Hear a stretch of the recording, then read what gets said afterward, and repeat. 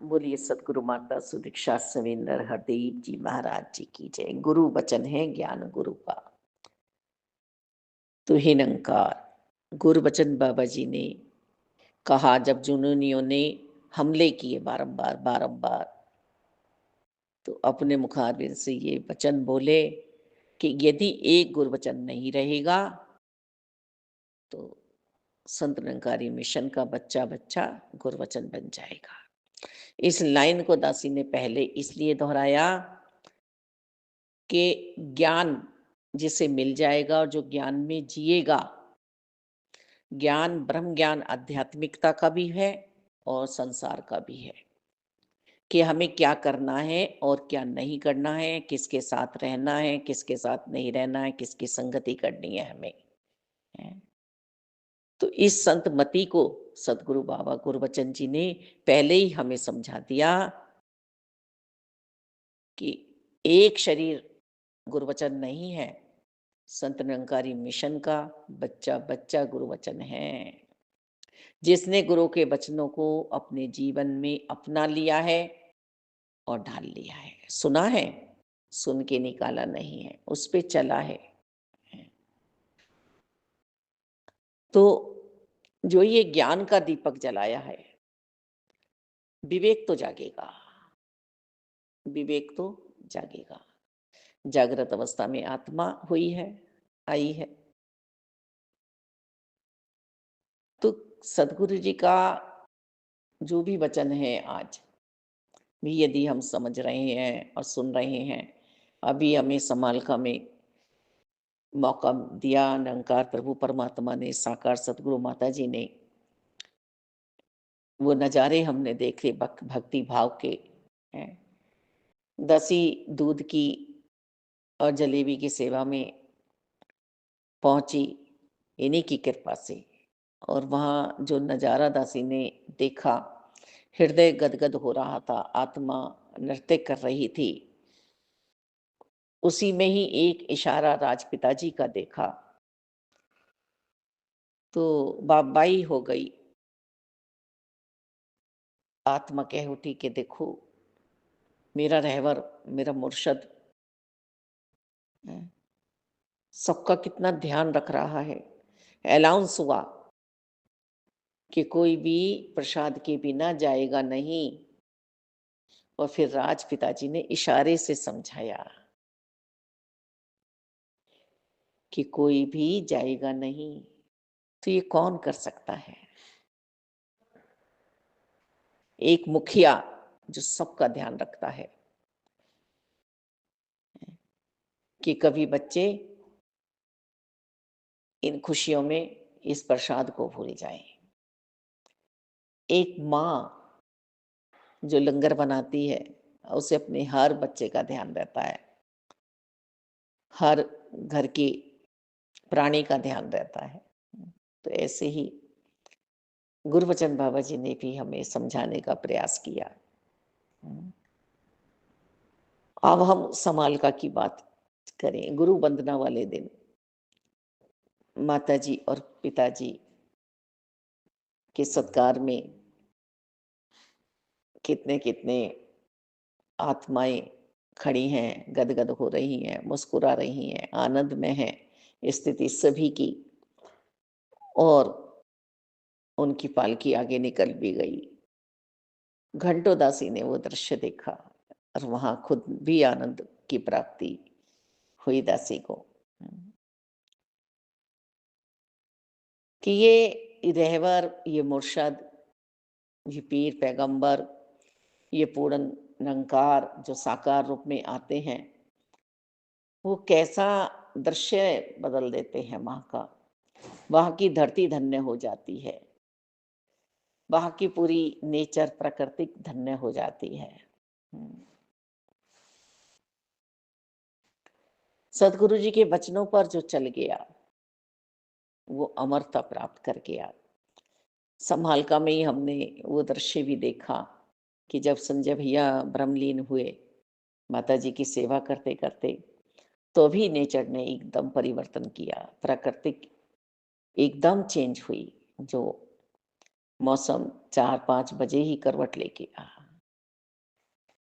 तो ये कहने के लिए नहीं, समझने के लिए है कि जब पूर्ण संत, पूर्ण भक्त इस धरती से इस शरीर गया, तो देवी देवताओं ने भी, पूरी प्रकृति ने भी कुछ दुख मनाया, काली मचा गई। रहमत करो, कृपा करो कि मैं समझ पाऊं, मैं समझ पाऊं। नहीं तो नहीं समझ पा रही इस ज्ञान को। ब्रह्म ज्ञान की दात प्राप्त हुई, उससे पहले हमें 5 प्रण दिए गए, जो परहेज है हमारे लिए कि हमें तन मन धन का अभिमान नहीं करना है। दूसरा प्रण है कि जाति पाति बड़न का अपने अभिमान नहीं करना है। तीसरा प्रण है कि हमें किसी के खाने पीने पर, पहनने पर उंगली नहीं उठानी है। चौथा प्रण है कि गृहस्थ में रहकर ही हमें भक्ति करनी है। चौथा प्रण है कि हमें किसी पर भी बोझ नहीं बनना है, अपना काम स्वयं ही करना है। और 5वां प्रण है हमारा कि ये ब्रह्म ज्ञान की दात जो हम पे खोली जा रही है, ये बिना हुक्म के सतगुरु जी के किसी को आगे बताना नहीं है। और जैसे डॉक्टर के पास हम जाते हैं, हम दवाई लेते हैं तो कुछ परहेज बताते हैं हमें। यदि ये परहेज हमने नहीं किए तो हम फिर इस ब्रह्म ज्ञान को संभाल नहीं पाएंगे, समझ नहीं पाएंगे जीवन भर, है ना। तो शिष्य मॉनिटर बन सकता है पर शिक्षक नहीं कहला सकता है। पूरी जब तक हमने डिग्रियां हासिल नहीं कर ली हैं और फिर रिवीजन नहीं किया, अध्ययन नहीं किया, और उन्होंने हमें ये हासिल नहीं कराई, हम उपाधियां, ये हमें समय नहीं दिया कि अब तुम ये पढ़ा सकते हो। पर यदि हम समझ लें कि अपने प्रोफेसर से हम अब अच्छा पढ़ा सकते हैं, नहीं, गुरमत में ही रहना है, गुणों को सीखते रहना है। यूं तो हूबहू हमें नंकार दे दिए हैं, जो साकार पे था उसने अपने पास कुछ भी नहीं रखा। हमारे जैसे सतगुरु जी हो ही नहीं सकते। हम तो अपने की बात करते हैं, हमें बेगानों का क्या पता। एक स्त्री अपने ही पति का बता सकती है कि उसका व्यवहार कैसा है, वो दूसरों के पति का क्या बताएगी, क्योंकि उसे तो अपने ही पति का पता है। तो मैं तो अपने ही गुरु का दृष्टांत देखती हूँ, और जो मेरी समझ में आता है वो कुछ अल्प बुद्धि हूँ यहाँ रखने का प्रयास करती है दासी, कि इतना मत मस्त हाथी की तरह से ये जो जीवन बीत रहा है, चल रही है हर स्थिति में, हर परिस्थिति में, तो ये मेरे सतगुरु जी की कृपा है। बाकी कोई और मुझ में गुण है ही नहीं। अब गुरु वचन है ज्ञान गुरु का, तो एक मिलता के लिए माता जी जोर दे रही हैं कि परमात्मा के साथ एक मिल हो जाओ, ध्यान में पहुंच जाओ, भक्ति दिखावे की ना हो। ये एडमिशन तो हमारा हो गया है, क्लास में तो हम जा रहे हैं, पर हम अपने आप से धोखेबाजी ना करें। हम जब बैठते हैं ना पेपर देने, तो हम इधर उधर झांकी मारते हैं, और वो जो हमारे माइंड में होता है ना, उसे भी हम भूल जाते हैं। तो ऐसा हम ना करें।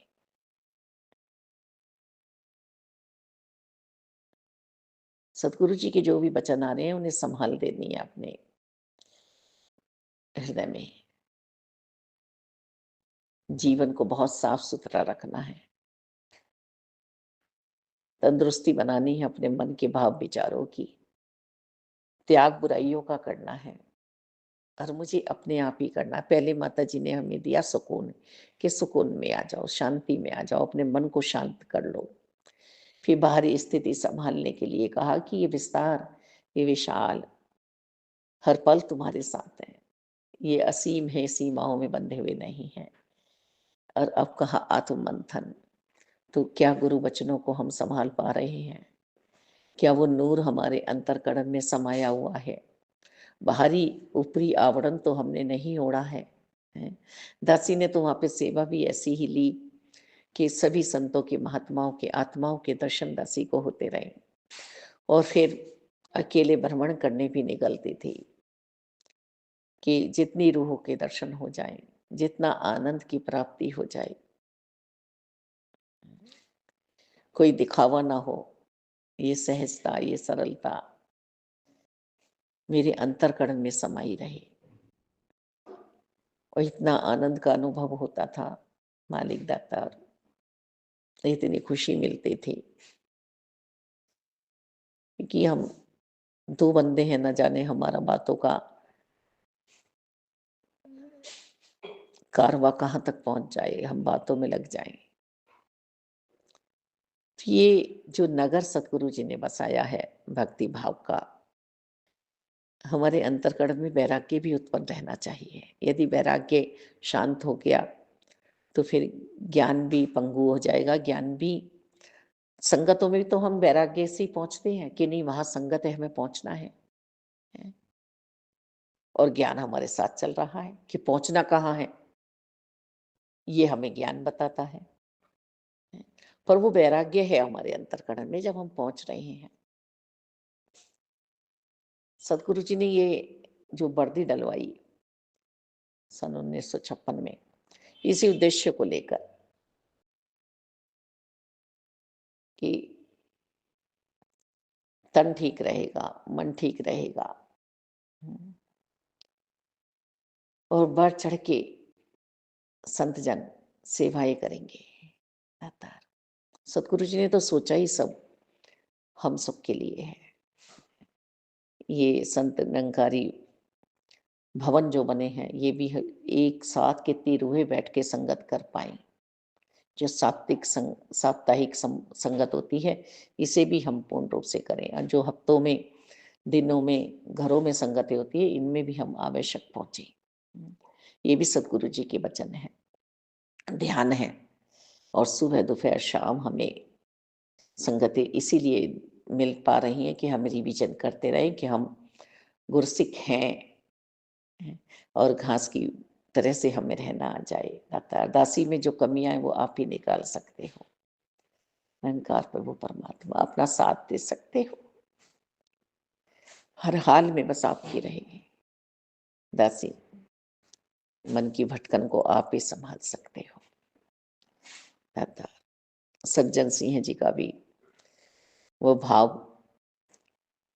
कि संगत बंधनी चाहिए, संगत प्यार से जुड़नी चाहिए। सतगुरु जी का भी यही भाव कि संगत प्यार से जुड़नी चाहिए। अब मैं प्यार कर रही हूँ या नहीं, किसी पे हावी तो नहीं हो रही हूँ, किसी पे अधिकार तो नहीं जमा रही हूँ।